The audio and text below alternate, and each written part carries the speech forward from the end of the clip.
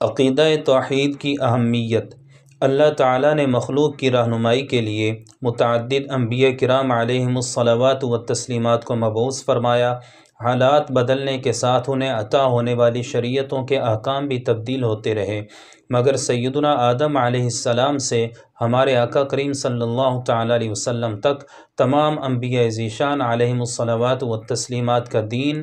اصول اور عقائد ایک ہی ہیں۔ ارشاد باری تعالیٰ ہے: شرع لکم من الدین ما وصی به نوحا والذی اوحینا الیک وما وصینا به ابراہیم وموسیٰ وعیسیٰ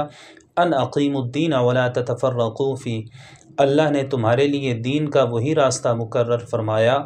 جس کی اس نے نوح کو تاکید فرمائی، اور جس کی ہم نے تمہاری طرف وحی بھیجی، اور جس کی ہم نے ابراہیم اور موسیٰ اور عیسیٰ کو تاکید فرمائی کہ دین قائم رکھو، یعنی تمام ضروریات دین پر ایمان رکھو اور اس میں تفریقہ نہ ڈالو، یعنی نئے عقائد اختیار کر کے فرقے نہ بناؤ۔ سبھی انبیاء میں مشترک دین کا بنیادی عقیدہ توحید ہے، یعنی تمام انبیاء کرام نے اپنی امتوں کی تربیت فرمائی کہ رب تعالیٰ کا کوئی شریک نہیں، وہ اپنی ذات و صفات اور افعال و احکام وغیرہ میں تنہا ہے۔ تمام انبیاء کرام علیہم الصلوات والتسلیمات کی طرف سے عقیدہ توحید کی تاکید کے باوجود پہلی امتوں کی بڑی تعداد توحید کو چھوڑ کر شرک و کفر میں مبتلا ہو گئی، مگر خاتم النبیین صلی اللہ علیہ وسلم کے صدقے میں آپ کی امت کو یہ اعزاز حاصل ہے کہ مجموعی طور پر یہ امت نہ تو کبھی شرک و کفر میں مبتلا ہوئی اور نہ ہی قیامت تک اس میں گرفتار ہوگی۔ سیدنا عقبہ بن عامر رضی اللہ عنہ سے روایت ہے کہ آقا کریم صلی اللہ تعالیٰ علیہ وسلم نے منبر پر رونق افروز ہو کر ارشاد فرمایا: انی فرطکم وانا شہید علیکم،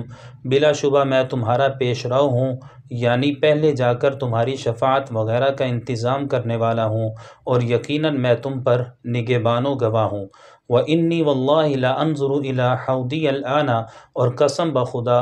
یقیناً میں اس وقت اپنے حوض یعنی کوثر کو دیکھ رہا ہوں۔ وَإِنِّي قَدْ أُعْطِيتُ مَفَاتِيحَ خَزَائِنِ الْأَرْضِ أَوْ مَفَاتِيحَ الْأَرْضِ، اور تحقیق مجھے زمین کے خزانوں کی چابیاں عطا کر دی گئیں۔ وَإِنِّي وَاللَّهِ مَا أَخَافُ عَلَيْكُمْ أَن تُشْرِكُوا بَعْدِي وَلَكِنِّي أَخَافُ عَلَيْكُمْ أَن تَنَافَسُوا فِيهَا،